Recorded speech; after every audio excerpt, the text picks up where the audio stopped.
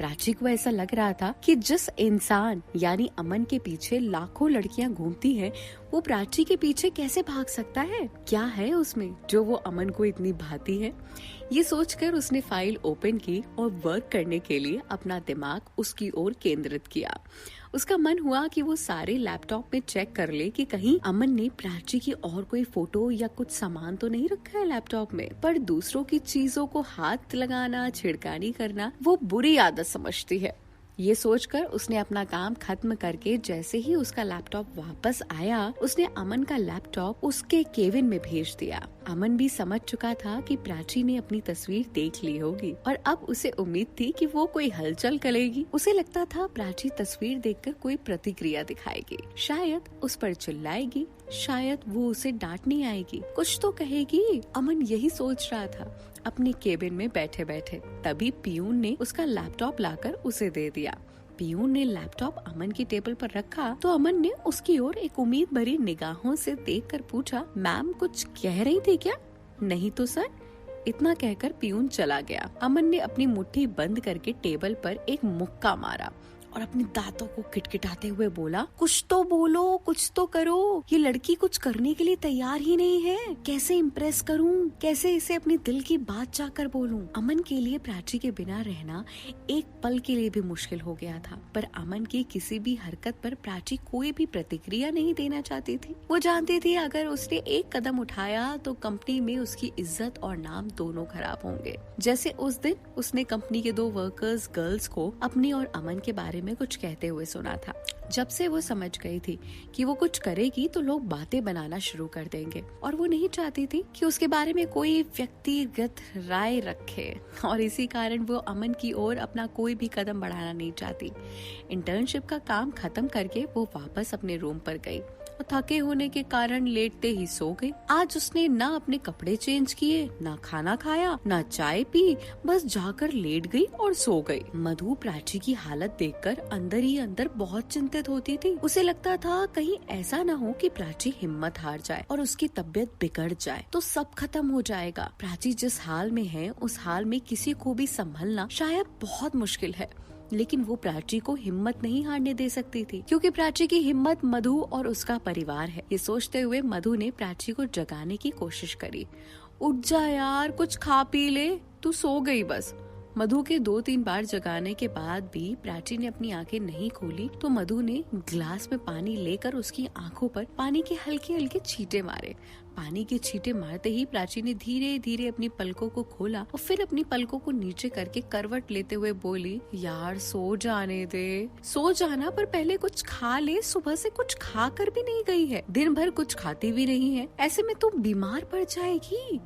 यार तुझे ये केस भी तो लड़ना है ना। देख प्राची, तू अगर ऐसे हिम्मत हारेगी ना तो हम सबको हिम्मत कौन देगा? तू ऐसे नहीं हार सकती। मधु की बात सुनकर धीरे धीरे पिलो का सहारा लेते हुए वो उठकर बैठ गई तो मधु ने उसकी ओर सूप बढ़ा कर दिया। अभी सूप पी ले, जब तक के लिए मैं डिनर बनाती हूँ। नहीं नहीं नहीं, मुझे कुछ नहीं खाना, मैं सूप ही पी लूंगी बस। कैसे कुछ नहीं खाना? दिन भर कुछ नहीं खाना होता है तुझे? जब तक मैं खाना बनाती हूँ तू सूप पी। इतना कहकर मधु उठने लगी तो प्राची ने बैठे बैठे उसका हाथ पकड़ के उसे रोका, खींच कर बैठा लिया। मधु, कितनी हेल्प करती है ना तू मेरी, कितना ख्याल रखती है तू मेरा। यार तूने जो मेरे लिए किया है ना उसके सामने ये तो कुछ भी नहीं है। और फिर हम तो एक दूसरे के फ्रेंड और बहन है ना, हम एक दूसरे की केयर नहीं करेंगे तो कौन करेगा? हाँ वो तो है। चल अब सेंटी मारना बंद कर, चुपचाप सूप पी ले, तब तक मैं डिनर लाती हूँ। ये कहकर मधु किचन की ओर बढ़ गई। प्राची ने धीरे धीरे सूप पिया और वापस लेटकर सो गई। मधु जब डिनर लेकर आई तो उसने प्राची को सोते हुए देखा। उसे लगा शायद सच में प्राची बहुत थकी हुई है, इसीलिए उसे दोबारा जगाना ठीक नहीं समझा। ये सोचते हुए उसने अकेले ही डिनर किया और खुद भी जाकर प्राची के साथ सो गई। अगले दिन प्राची और मधु दोनों कॉलेज गए। प्राची मिस सलोनी से मिलने के लिए क्लासरूम में उनका वेट करने लगी, पर काफी वेट करने के बाद वो क्लास नहीं आई तो पता नहीं उसे क्यों शक हुआ, जैसे मिस सलोनी आज एब्सेंट हो। सोचकर वो क्लास से बाहर गई और यहाँ वहाँ देखने लगी। तभी उसे कॉलेज का पियून दिखाई दिया। प्राची उनके पास जाकर बोली, मिस सलोनी आज एब्सेंट है क्या? पियून अपना सर हिलाते हुए बोला, हाँ वो आज एब्सेंट है। ये सुनकर प्राची ने अपने फोन पर मिस सलोनी का नंबर डायल किया, पर काफी कॉल लगाने के बाद भी वो फोन नहीं उठा रही थी। प्राची को ये देखकर थोड़ी देर के लिए टेंशन हुई कि कहीं ऐसा तो नहीं कि उन पर कोई मुसीबत आ गई हो, पर फिर उसे लगा शायद हो सकता है कि वो किसी इम्पोर्टेंट काम में बिजी हो, इसीलिए कॉल नहीं उठा पा रही। वो ये सोचते हुए जाकर क्लास में वापस बैठ गई और सारे लेक्चर खत्म करने के बाद शोरूम की ओर निकल गई और मधु वहीं रही। वो कॉलेज में कैंटीन में जाकर बैठी हुई थी, तभी उसने देखा कि आयशा निखिल के साथ बैठकर कैंटीन में लंच कर रही है। निखिल को किसी और के साथ बांटता देख मधु के लिए बहुत मुश्किल था, लेकिन ये सब उसके प्लान का पार्ट था, इसीलिए वो चुपचाप अपनी भीगी भीगी पलकों से देखने लगी निखिल की ओर। निखिल की नजर जब मधु की ओर गई तो उसने एक बार के लिए उठकर मधु के पास आना चाहा, लेकिन मधु ने इशारा करके उसे वहीं रुकने को कहा और खुद जाकर निखिल के पीछे वाली टेबल पर बैठ गई ताकि वो निखिल और आयशा की बात साफ साफ सुन सके। तो बताओ क्या प्लान है फिर? निखिल आयशा का हाथ पकड़ते हुए बोला। क्या प्लान है निखिल? मैं तुम्हें चाहती हूँ, तुम मुझे। अब इस दुनिया को कोई भी ताकत हमसे अलग नहीं कर सकती। हम जल्दी से शादी कर लेंगे, पर इतनी जल्दी शादी करना सही होगा? आयशा, अभी मैं इतना कमाता भी नहीं हूँ कि तुम्हें खुश रख सकूं। निखिल ने झूठी झूठी बनावटी बातों के साथ उदासी भरे स्वर में कहा। कोई बात नहीं, कमाने के लिए मैं हूँ ना, तुम जॉब करती हो। निखिल ने जैसे ही आयशा की बात सुनी तो झट से बिना कुछ सोचे ही बोला, जॉब नहीं करती तो क्या हुआ, मेरे पास कमाने के और भी बहुत तरीके हैं। जैसे कि? निखिल ने यूं ही पूछ लिया। अरे छोड़ो, फिर बताऊंगी, कहकर आयशा ने बात को टाल दिया। पर आयशा की बात से निखिल को इतना तो समझ आ गया था कि इसने घुमा कर बातों में कुछ ऐसा कहा है जो शायद उनके किसी काम आ सकता है। थोड़ी देर बाद निखिल और आयशा वहां से चले गए। मधु भी उनके पीछे पीछे चली गई।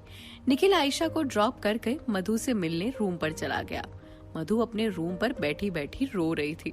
मधु को रोता देख निखिल ने जाकर उसे बाहों में थामा और उसकी जुल्फे उसके माथे से कानों के पीछे दबाते हुए बोला, क्यों रो रही हो तुम? मधु ने निखिल का हाथ अपने सर से हटाया और रोते रोते बोली, रोने दो, तुम्हारा क्या चाहता है? ऐसी बातें क्यों करती हो? तुम्हें पता है ना, मैं तुम्हारी आंखों में आंसू बर्दाश्त नहीं कर सकता। मुझे पता है तुम क्यों रो रही हो। तुम कहो तो मैं आयशा को छोड़ दूं, पर प्लीज तुम रो मत। हम ये छोड़ देंगे। मैं आयशा के साथ कोई भी गेम नहीं खेलूंगा। मैं छोड़ दूंगा गेम खेलना, फिर प्राची हारे या जीते। निखिल के मुंह से ये सुनकर मधु ने आंखों से आंसू पोंछे और निखिल के सीने पर एक मुक्का मारते हुए बोली, मेरा निखिल कभी अपना प्रॉमिस नहीं तोड़ता है। और इतना कहकर उसके सीने से लिपट गई। निखिल ने भी प्यार से मधु के सिर पर हाथ फेरा और बोला, अरे पगली, रोती क्यों है?